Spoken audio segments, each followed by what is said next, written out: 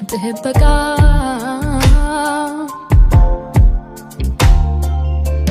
Baafne arsaaf korbeessan qallee fayyema fayyootti yoodeecha armee Oromiyaa keessatti argi operaasyoonii deemetanii sangaa fonona kaan nuunaan lukumaas durtaa nuuni kaan cubsa dhadhaabanii maanta ofas dhuftaman fayyee naan dhufe ayya naan beekani yoomi yoom na argite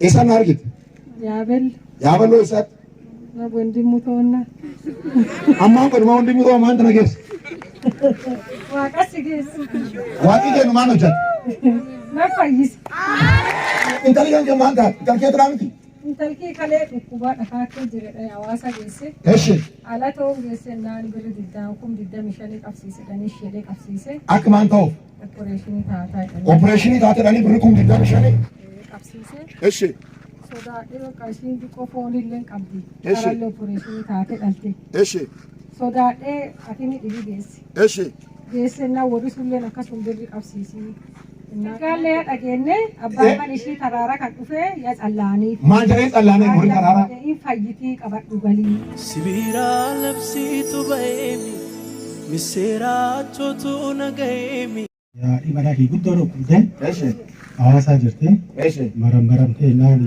kalee kanatti kulanetta tari qabaa operaasyoonii haa taatu eshi dhaaban way haamoolee kee qabadhu koottii naan jedhe haati mana kan keessa qabadhu koottii asitti moo seexanii sobaasaa qabadhu kooti duniitti kan kee dhuftamu waan coositti ma ishii naafii dhisin jedhe baqa ammu shufiti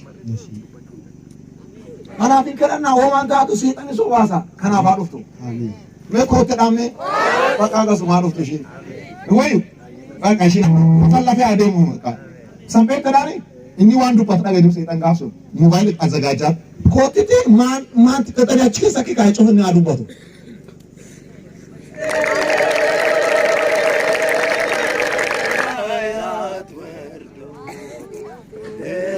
Aswagir beginnet ferdo alayatumu wedmedu sisaba mirkonya teleko maganu sinage እግዚአብሔር ሲረዳ በሰማያት ወርዶ በሌንሳት በቅንነት ፈርዶ አላያችሁም ወጥመዱ ሲፈታ ምርኮኛው ተለቆ ማዳነት ሲናገር ሃሌሉያ አካም ጀነትና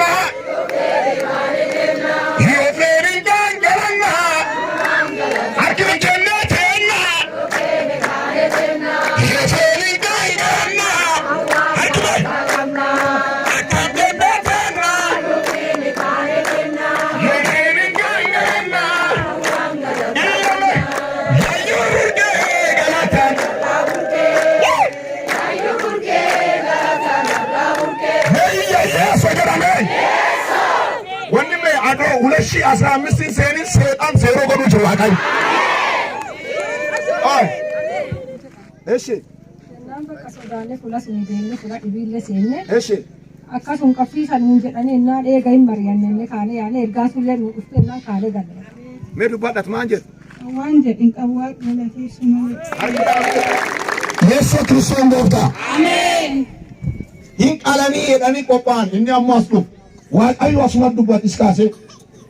Ergaan asit dabar yaamanii akkas jenneen maasin jedhan jirtannaan ees jirti hawaasa qalamuu fennaan nuka qalam hin dhageenye maan ta'e imnat yuut nam qalamuu fedhanii hin galtin jedhan jechi asii baay'inaan dhugeeffatee koon naa galee guyyaa gamash teettan achi ciisu jirtan